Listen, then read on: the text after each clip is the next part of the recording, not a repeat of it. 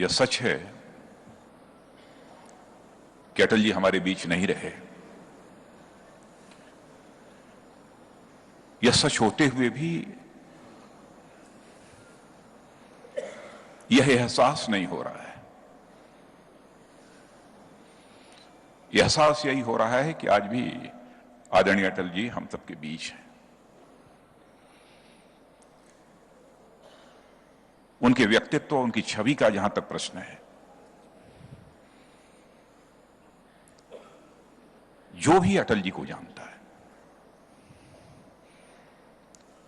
उस व्यक्तित्व और उनकी उस छवि से वह प्रभावित हुआ है। और यदि मैं कहूं कि अटल जी की छवि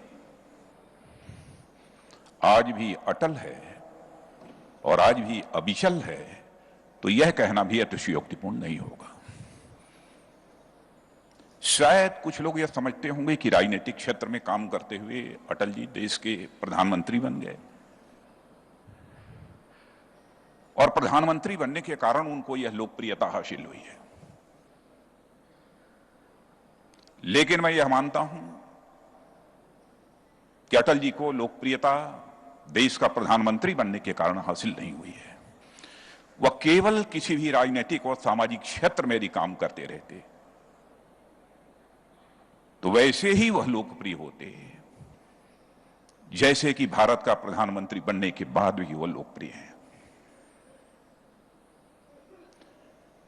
शायद देश में ऐसा कोई युवक नहीं हुआ, आजाद भारत के प्रथम प्रधानमंत्री, कद्दावर नेता पंडित जवाहरलाल जी नेहरू, जब उनकी 35-40 साल की उम्र थी, उसी समय यह पहचान लिया था यह व्यक्ति भारत के भविष्य का प्रधानमंत्री है।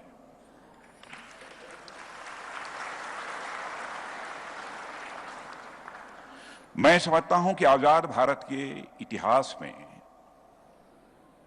राजनीतिक क्षेत्र में काम करने वाले किसी भी युवक को यह सौभाग्य प्राप्त नहीं हुआ होगा कि देश के किसी कद्दावर नेता ने संसद में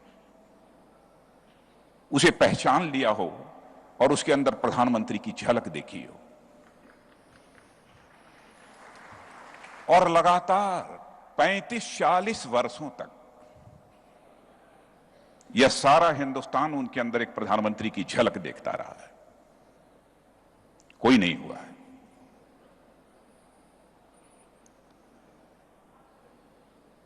और प्रधानमंत्री बनने के बाद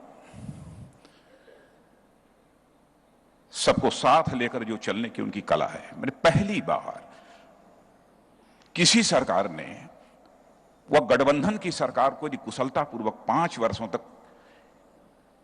किसी राजनेता ने चलाया है तो फर्दे अटल बिहारी वाजपेयी ने चलाया है। पहले वह नेता रहे।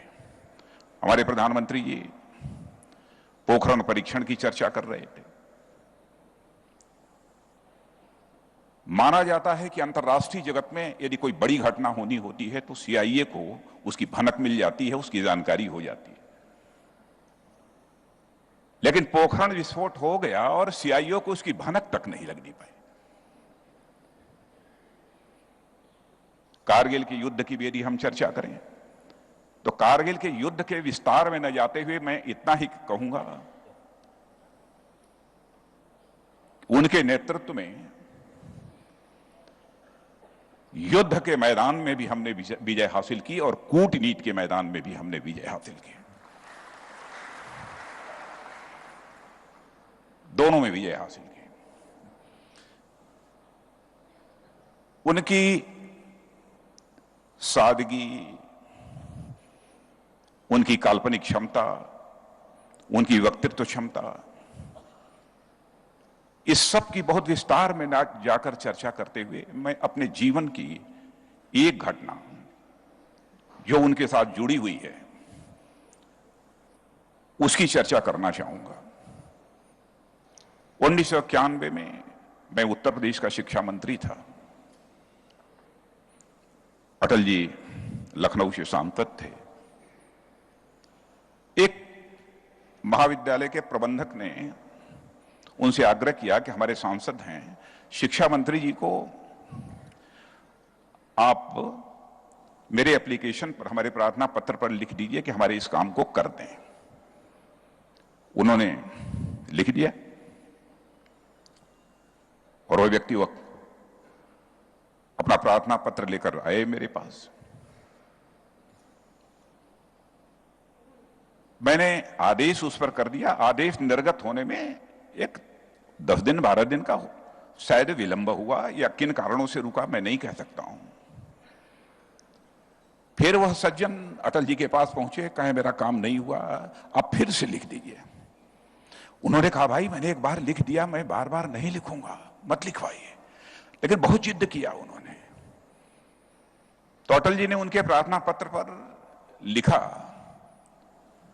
अब विलंब के ही कारण कीजिए, अब विलंब के ही कारण कीजिए, तुरत कपिन प्रभु आय सुदीजिए।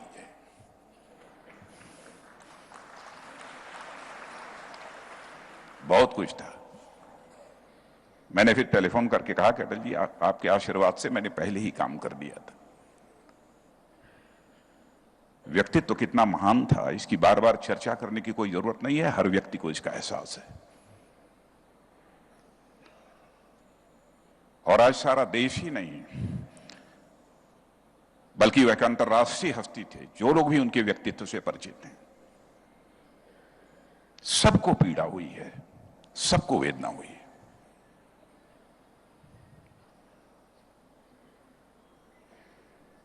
आदरणीय प्रधानमंत्री जी ने श्रद्धांजलि अर्पित की है। उनके साथ लंबे समय तक रहने का अवसर जिस आदरणीय अडवाणी जी को प्राप्त हुआ, उन्होंने भी अपनी श्रद्धांजलि अर्पित की है। माननीय सरसंघ चालक जी ने श्रद्धांजलि अर्पित की है। मैं भी एक सामान्य कार्यकर्ता होने के नाते मैं हृदय की गहराइयों से उनके प्रति श्रद्धांजलि अर्पित करता हूं।